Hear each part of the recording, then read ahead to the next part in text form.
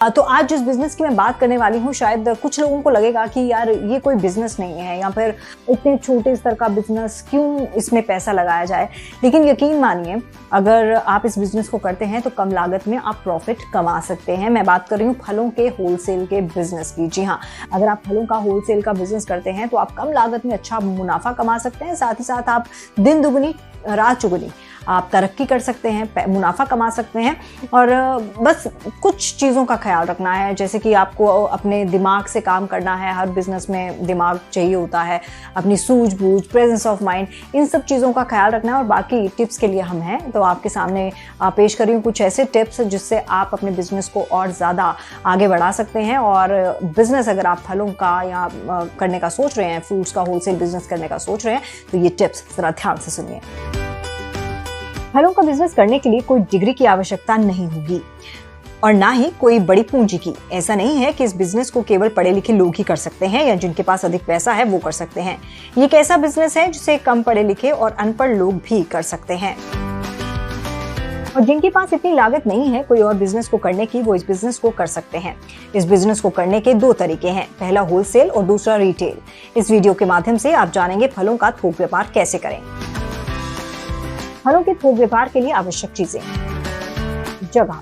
फलों का थोक में व्यापार करने के लिए सबसे जरूरी है कि आप जिस जगह इस व्यापार को करना चाहते हैं वो जगह फल मंडी, सब्जी मंडी जैसी जगहों के पास, जिससे छोटे दुकानदार या जिन्हें थोक में फल खरीदना है वो आपके परमानेंट ग्राहक बन सके। क्योंकि जो छोटे दुकानदार हैं या फिर जिन्हें ज्यादा फल खरीदना होता है वो फल मंडी से ही फल लेते हैं।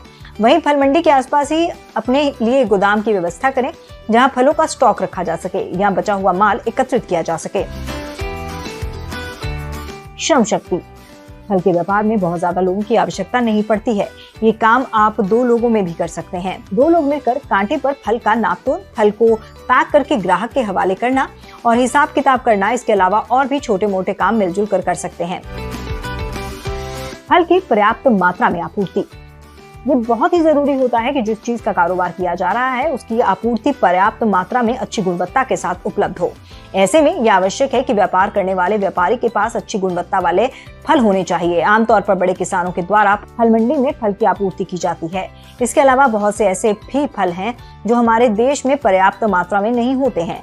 भारत सरकार द्वारा वो दूसरे देश से आयात कराए जाने के उपरांत मंडी में पहुंचाया जाता है। तो आप अपनी आवश्यकता के अनुसार आयात किए हुए भी फल अपने व्यापार में शामिल कर सकते हैं। हर शहर में फलों के थोक व्यापारी होते हैं। सब्जी मंडी की तरह फलों की मंडी भी होती है। थोक बाजार से खरीदे गए माल को रिटेल में किस भाव में बेचना है वहां यहाँ के थोक व्यापारी ही बता देते हैं। इसके बावजूद शहर के अलग अलग इलाकों में फलों के अलग अलग रेट होते हैं। फलों के रेट उसकी क्वालिटी, पैकिंग, रखरखाव, शोरूम में रखा माल, खुले में फलों की बिक्री, शहर का सस्ता और महंगा इलाका आदि पर डिपेंड करता है। आप फलों को थोक में किसी गांव में जान पहचान बढ़ानी पड़ेगी। जो लोग बागानी करते हैं उनसे संपर्क साधना होगा और उन्हें मनाना होगा कि वो आपके साथ बिजनेस कर सके। फलों का थोक व्यापार करने में निवेश। फलों का थोक व्यापार करने में सबसे पहले जो खर्च आता है वो है गोदाम का। फल मंडी या सब्जी मंडी के आसपास ऐसी जगह ढूंढना जहां से आपको बिजनेस करने में आसानी हो। तो ऐसी जगह के लिए आपको किराया भी अच्छा खासा देना होगा, क्योंकि जगह गोदाम के अनुसार ही होगी। एक बार जगह में इन्वेस्ट करने के बाद आपको फलों को खरीदने के लिए खर्च करना होगा। फलों पर 1 लाख से 1.5 लाख रुपए तक निवेश करना पड़ सकता है। ये रकम आपके बिजनेस के विस्तार पर भी निर्भर करती है। इसके अलावा फलों को तौलने के लिए हाथ वाले तराजू या इलेक्ट्रॉनिक तराजू की आवश्यकता होती है।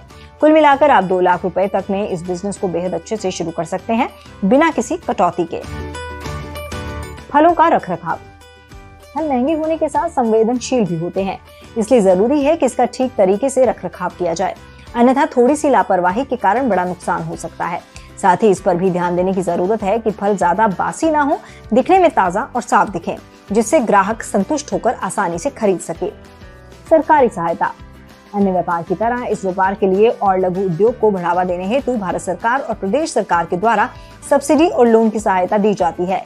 लोन प्राप्त करने के लिए व्यापार का रजिस्ट्रेशन कराने के उपरांत आधार कार्ड समेत अन्य जरूरी दस्तावेज लगाकर पोर्टल पर ऑनलाइन लोन के लिए आवेदन कर सकते हैं। तो देखा आपने कि आप फलों का बिजनेस कितनी कम लागत में शुरू कर सकते हैं और इससे अच्छा खासा मुनाफा कमा सकते हैं। ऐसे और भी वीडियोस आपके सामने लाते रहेंगे, लेकिन आप हमारे साथ यूं ही बने रहिए और देते रहिए अपना सहयोग भारत को आत्मनिर्भर